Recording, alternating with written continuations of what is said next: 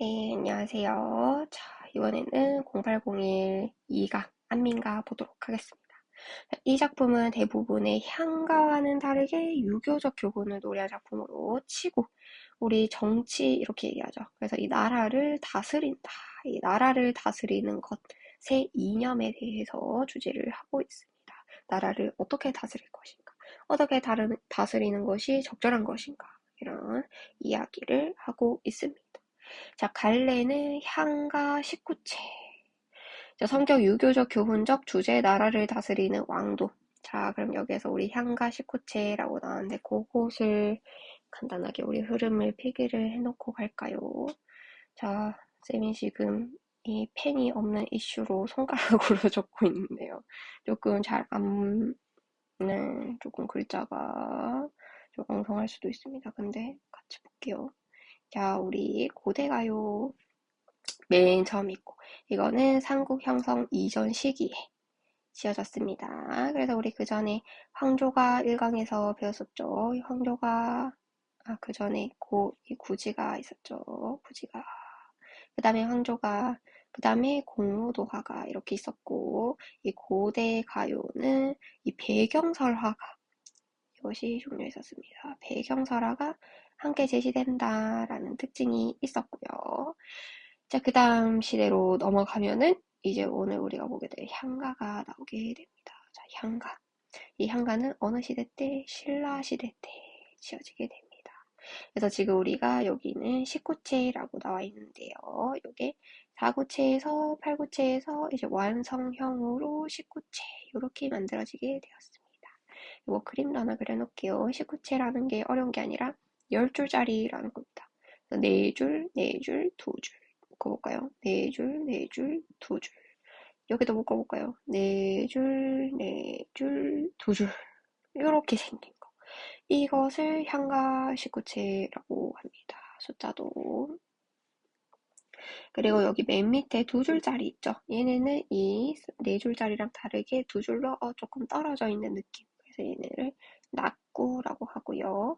이 낙구의 첫 번째 이 첫 음보는 이제 또 감탄사로 시작을 하게 됩니다. 그런지 확인을 해볼까요? 여기도 보면은 아으 감탄사, 아으 아아 이런 식으로 나오게 됩니다. 자, 그 다음에 향가 있고 간단하게 이거는 볼게요. 그 다음에 고려가요. 이거는 이름에서도 알 수 있듯이 시대는 고려에 지어졌구나. 그래서 이때는 우리 민요적 율격, 삼음보, 세박자를 많이 썼습니다. 그 다음에 시조로 넘어가면은 우리 또 시조도 자주 보게 될 텐데요. 자, 시조는 자, 고려 말에서 시작을 해서 조선에 엄청 많이 지어졌습니다. 그리고 지금도 만들어지고 있는 현대 시조라고 또 있습니다. 이렇게 고려 말에서 시작해서 조선에 제일 많이 만들어지고 현대까지 이어져서 지어지고 있는 시조. 우리 약간 이런 직사각형으로 생긴 친구들 있죠. 그래서 요거는 이 3장, 초장, 중장, 종장 세 줄로 이루어져 있고 그것을 반으로 나눴더니 덩어리가 몇 개? 6개가 나오고 6구 그리고 처음부터 끝까지 글자 수를 다 세렸더니 몇 글자? 45 이렇게 3장 6구 45 이렇게 나오고요. 얘네는 또 사음보를 많이 썼습니다. 자, 그냥 간단하게 이렇게 보고 오늘 우리가 볼 것은 무엇이다? 이 향가입니다. 자, 현대어풀이에다가 필기를 한번 해볼게요. 자, 임금은 아버지며 신하는 사랑하실 어머니요 백성은 어린 아이라고 한다면 백성이 사랑받음을 알 것입니다.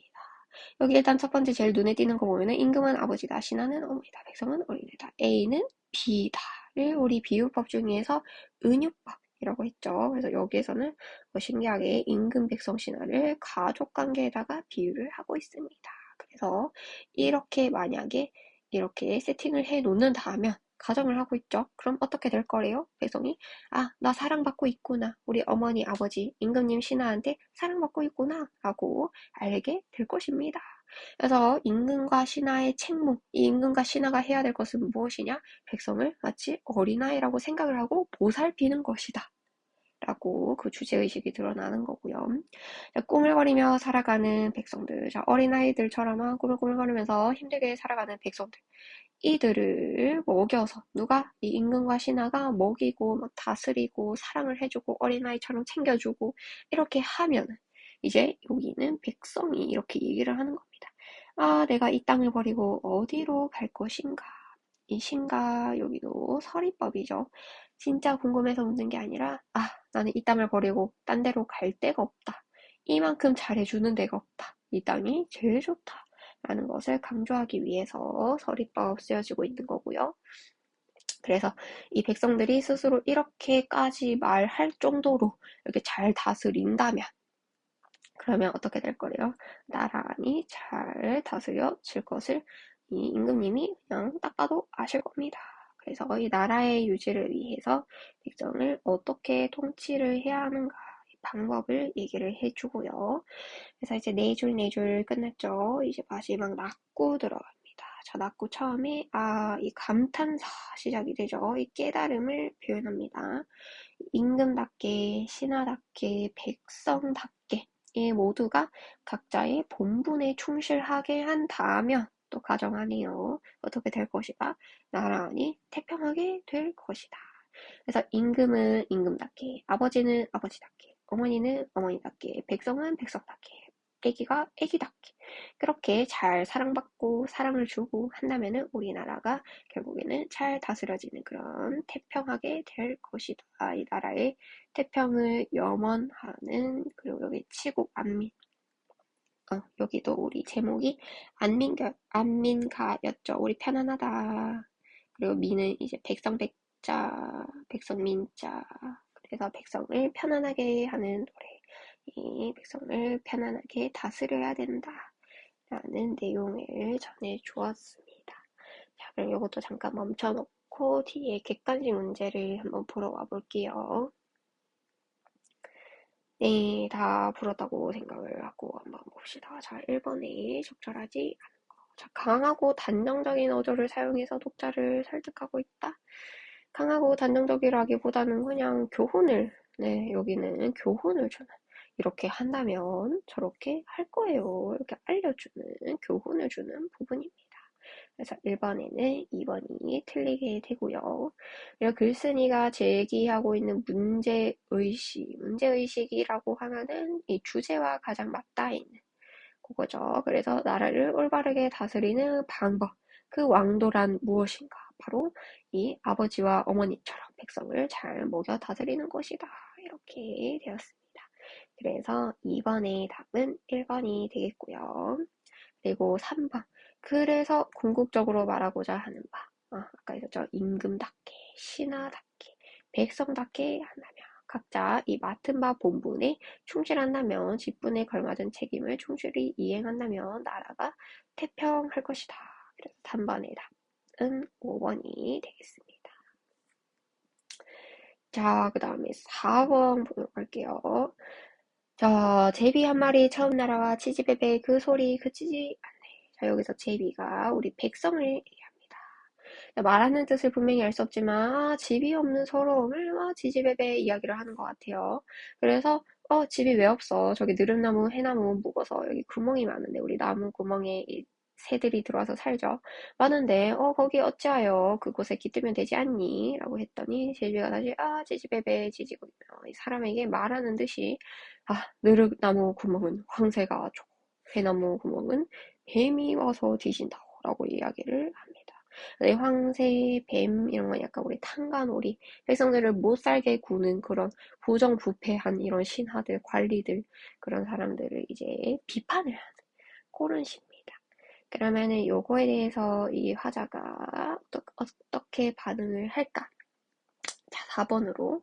자, 백성들이 이 땅을 버리고 다른 곳으로 가려는 생각을 하지 않도록 내가 이 땅을 버리고 어디로 갈 것인가? 라고 백성이 말하게 한다면 성공이다. 이렇게 얘기를 했었죠. 그래서 여기도 이런 황새하고 뱀 같은 사람들한테 백성이 이렇게 힘들게 막 힘들다고 이렇게 얘기를 하게 하지 말고 내가 이렇게 잘해주는데 어딜 가겠어? 라고 말하도록 잘 보살펴라 라고 이야기를 하겠죠. 그래서 4번의 답은 4번이 되겠습니다. 자, 그리고 5번도 좀 어려운 내용 잘 같이 볼게요. 자, 작품의 갈래를 적고 내용상, 형식상의 특징을 서술하세요. 자, 이 노래의 갈래는 향가였죠. 그래서 신라 시대에 만들어진 주로 향유된 갈래였습니다. 그래서 4구체에서 8구체에서 최종적으로 19체 순으로 발전이 되었고, 첫 번째부터 네 번째 줄 4, 4, 2 이렇게 나눠졌죠. 그래서 1에서 4행, 5에서 8행 이 도시상을 제9행에 낳고 이 첫 번째 이 감탄사 아으 아 이렇게 나온다고 했습니다. 이렇게 쭉 전개되던 것들이 여기에 아아 아으에서 통합 정리되는 그런 형태로 만들어집니다. 내용상으로는 승려, 화랑 계층이 주로 향유했던 일반적인 향가들과는 달리 이 유교적 국가관 또 통치관을 드러내고 있습니다. 요거 같이 필기해주면 되겠고요. 그리고 1에서 3구, 이 첫 번째에서는 이 임금은 아버지고, 신하는 어머니며, 백성은 어린아이다. 이렇게 얘기를 했었죠. 그게 우리 은유법이다. 라고 봤었습니다. 그래서 그 특징을 적어주면 돼요. 자, 비유를 통해서 국가를 하나의 가족 구성에 빗대어 표현하며 각 주체의 역할을 구분하고 있습니다. 네, 그러면은 오늘 수업은 또 여기까지 하도록 하겠습니다.